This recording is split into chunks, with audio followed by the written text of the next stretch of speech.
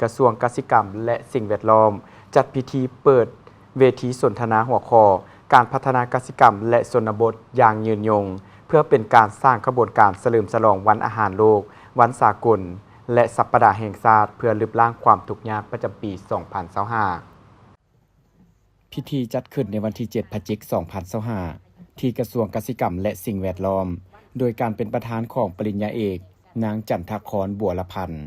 รองรัฐมนตรีกระทรวงกสิกรรมและสิ่งแวดล้อมเข้าร่วมโดยท่านนางขะยองมีคิม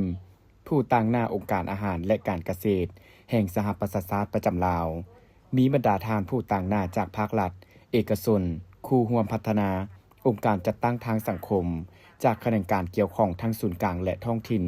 บรรดาหัวหน่วยธุรกิจแขกที่ถึกเชิญเข้าร่วม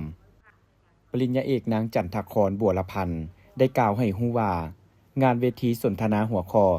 การพัฒนากสิกรรมและชนบทอย่างยืนยง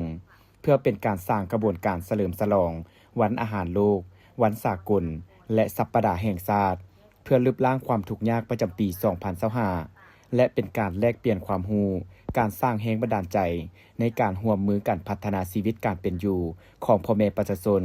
ในเขตชนบทห่างไกลซอกเล็กให้นับมือนับตีขึ้นเป็นก้าวๆโดยเฉพาะการพัฒนาแขนงกสิกรรมที่ติดพันกับการรับประกันเสบียงอาหารและลดล้างความทุกข์ยากในสปป.ลาวพวกเขาได้มีการแลกเปลี่ยนบทเรียนและความรู้หลายๆด้านเช่นการรับประกันความเสมอภาพของชุมชนในการเข้าถึงและรับการบริการการพัฒนากสิกรรมและชนบทซึ่งเป็นหนึ่งในเป้าหมายสำคัญของพวกเขาโดยเฉพาะการรับประกันความเสมอภาพในการเข้าถึงการบริการด้านกสิกรรมและชนบทของทุกคนบ่ว่าจะเป็นชนเผ่าหรือกลุ่มคนที่อยู่ห่างไกลซอกเล็กทุกคนต้องมีโอกาสด้านการเข้าถึงทรัพยากรเทคโนโลยีการศึกษาอันจำเป็นจะร่วมกันสร้างระบบที่เปิดกว้างและยุติธรรมเพื่อทุกคนจะได้รับการพัฒนาที่เทียบเท่ากันการผลิตที่ดีกว่าและสิ่งแวดล้อมที่ดีกว่าโดยพวกเขาต้องการการผลิตที่นำใช้เทคโนโลยีที่ทันสมัย